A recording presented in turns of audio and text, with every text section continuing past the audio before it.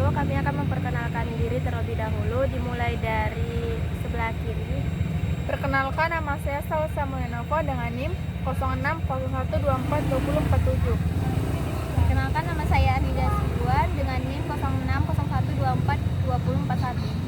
Perkenalkan, nama saya Syafrina Alfasya Situmeang dengan NIM 0601242049. Perkenalkan, nama saya Anissa Putri Lubis dengan NIM 060112411054. Perkenalkan, nama saya Hilda Syari Rafika Karo dengan NIM 0601242044. Assalamualaikum warahmatullahi wabarakatuh. Perkenalkan, nama saya Arida Sibuan. Saya sebagai pemateri pertama ingin menjelaskan tentang Wahdatul Ulum. Wahdatul Ulum seperti diuraikan dimukakan bahwa di akhirat Allah dan Rasulnya, ilmu itu bersifat integral. Demikian pula dalam kapasitas para ilmuwan muslim generasi pertama, ilmu tersebut juga bersifat integral. Namun pada masa selanjutnya, ilmu pengetahuan mengalami disintegrasi atau dikotomi jika bukannya mengalami percekcokan dengan sumbernya. Akibat desakan sekularisasi yang dikotomis, praktis, dan materialistik, disintegrasi itu diperpaparkan oleh sikap peniruan dan replikasi umat Islam dalam pendidikan kebagian dunia yang jauh dari nilai-nilai tajwid. Juga karena penyelewengan visi umat dari misi Islam yang sebenarnya akibat tahayul, kontemporer, dan penipuan yang menyelewengkan visi keilmuan.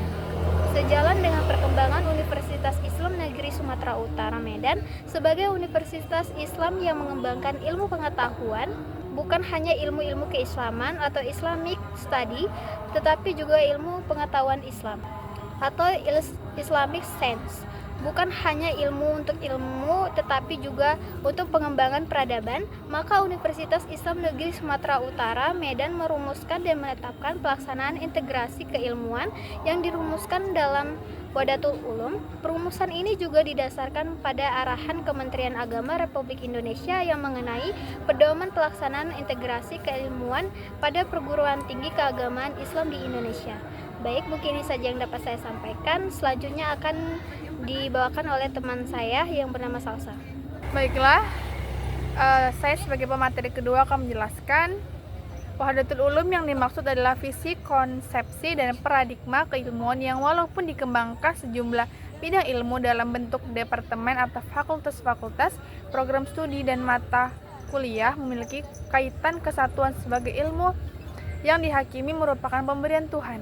Oleh karenanya, ontologi, epistemologi, dan aksiologi dipersembahkan sebagai pengabdian kepada Tuhan dan didedikasikan bagi pengembangan peradaban dan kesejahteraan umat manusia. Dengan demikian, Universitas Islam Negeri Sumatera Utara Medan bukan saja membuka departemen atau fakultas ilmu-ilmu keislaman atau Islamic Studies dan ilmu pengetahuan Islam atau Islamic Science, tetapi pengembangan ilmu semua bidang ilmu didasarkan pada keyakinan dan norma pemikiran serta aplikasinya sebagai pengabdian kepada Tuhan.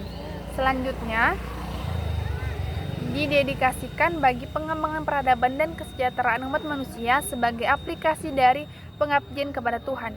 Berdasarkan paradigma tersebut, maka reintegrasi ilmu dalam konteks Wahdatul Ulum dapat dilakukan dalam bentuk. Pertama, integrasi vertikal, mengintegrasikan antara ilmu pengetahuan dengan ketuhanan, sebab tujuan hidup manusia adalah Tuhan. Inti pengalaman keagamaan seorang muslim adalah tauhid, pandangan dunia atau world of view yang utuh tentang realitas, kebenaran dan dunia, ruang dan waktu. Sejarah manusia dan takdir adalah tauhid. Dengan demikian, hubungan manusia dengan Tuhan adalah hubungan ideasional. Titik acuannya dalam diri manusia adalah pemahaman sebagai organ penyimpangan pengetahuan pemahaman yang mencakup ingatan, khayalan, penalaran, intuisi, kesadaran, dan sebagainya. Semuanya diintegrasikan pada ketauhidan. Integrasi vertikal ini akan menimbulkan semangat dan kesungguhan setiap aktivitas akademik dalam pengembangan ilmu yang sangat serius dan tinggi sebagai upaya untuk meraih prestasi seorang scholar di depan Tuhannya. Sehubungan dengan itu, integrasi ilmu yang diterapkan di Universitas Islam Negeri Sumatera Utara, Medan mendorong segenap sivitas akademik untuk menyadari adanya isnad ilmu, keyakinan dan kesadaran bahwa ilmu yang mereka tekuni mengalami transmisi vertikal dari Allah Subhanahu wa taala sebagai guru utama Rasulullah, guru-gurunya hingga dirinya. Dengan itu, integrasi ilmu yang diterapkan di Universitas Islam Negeri Sumatera Utara Medan mendorong segenap sivitas akademiknya untuk menyadari adanya isnad ilmu, keyakinan dan kesadaran bahwa ilmu yang mereka tekuni mengalami transmisi vertikal dari Allah Subhanahu wa taala sebagai guru utama segala ilmu, Rasulullah SAW, para sahabatnya, Rasulullah, guru-gurunya hingga dirinya. Kemudian materi selanjutnya akan dibawakan oleh teman saya. Materi yang akan saya bawakan tentang yaitu ilmu yang dikembangkan dengan realitas dan kebutuhan masyarakat. Dalam hal ini, integrasi dilaksanakan dalam bentuk konkretisasi atau empirisasi, tajribisasi ilmu dengan kebutuhan masyarakat dirasa takibiyah agar ilmu pengetahuan tidak terlepas dari hajat dan kebutuhan pengembangan serta kesejahteraan umat manusia dan pengembangan peradaban. Dalam kaitannya dengan konkretisasi ilmu ini, patut disadari bahwa keilmuan tak terpisahkan dengan keamalan. Dalam konteks ini, maka ciri yang menonjol dalam ilmu pengetahuan adalah hubungannya dengan amal, sebab amal sudah terangkum dan inheren dalam makna alim. Ilmuwan itu sendiri, alim ialah kata yang bukan saja bermakna seseorang yang memiliki ilmu, tetapi dalam bentuk nahwunya kata ini juga bermakna seseorang yang bertindak sesuai dengan ilmunya. Alim jamaknya ulama ialah kata perbuatan fa'il apabila dibentuk dari kata transitif. Ia bukan saja partisipal sohi yang menandakan kesementaraan, peralihan atau perbuatan tidak sengaja, tetapi juga berperan sebagai sifat atau substantif, menjelaskan perbuatan berterusan, keadaan wujud yang lazim atau sifat kekal. Karena itu, seorang alim boleh dikatakan sebagai orang yang senantiasa beramal dengan ilmunya, amilun bil ilmi. Dengan demikian, persoalan ilmu pengetahuan tidak lepas dari pembahasan mengenai 3 hal, yaitu ontologi, epistemologi, dan aksiologi. Konsepsi ontologi sangat terkait dengan epistemologi dan aksiologi suatu ilmu pengetahuan. Demikian informasi yang dapat saya sampaikan. Lebih dan kurang saya mohon maaf. Wabillahi taufik walhidayah. Wassalamualaikum warahmatullahi wabarakatuh. Baiklah, lanjut materi keempat, yaitu Islam menghendaki agar kesadaran spiritual ilmu pengetahuan tetap terpelihara mulai dari wilayah ontologi dan epistemologi hingga aksiologinya. Dalam konteks ini, maka ide islamisasi dalam tingkat tertentu tidak saja dapat ditujukan pada ranah aksiologis atau persoalan nilai, melainkan juga pada tataran ontologi dan epistemologi. Dalam perspektif ontologis, ilmu pengetahuan harus dilihat sebagai sesuatu yang suci, abadi, dan tidak terbatas, sebab ia merupakan salah satu sifat Allah yang kekal, karena semua ilmu harus didasarkan pada keabdian dan kesucian Allah. Sejalan dengan itu, orang yang berilmu harus tampak sebagai orang yang memiliki keimanan yang kokoh, sebab bersama ilmunya ia akan membangun kebersamaan dengan Allah. Persepsi ontologi semacam ini akan komprehensif dengan menyadari keterkaitan ilmu dengan Allah. Dengan demikian, maka perolehan ilmu tidak akan lepas dari aturan-aturan Allah, dan untuk dibangun sebuah epistemologi yang mampu melihat kebenaran pada seluruh tingkatan, mulai dari yang paling rendah hingga yang paling tinggi, yakni Allah Subhanahu wa taala. Saya akan lanjut untuk menjelaskan lebih jauh. Lepasnya manusia dari kesadaran spiritual mengakibatkan munculnya semangat antroposentrik yang radikal, memandang dirinya sebagai puncak kebenaran. Ia mengagungkan ilmunya setelah mengikisnya dari aspek sakral.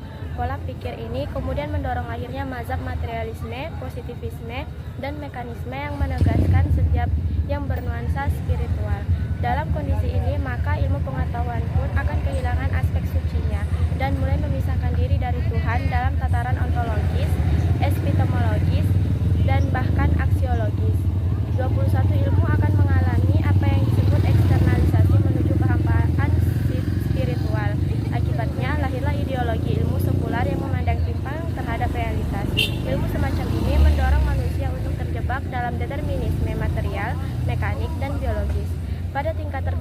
Hal ini akan menyebabkan manusia kehilangan kendali dan tidak mampu mengemban amanah kekhalifahannya.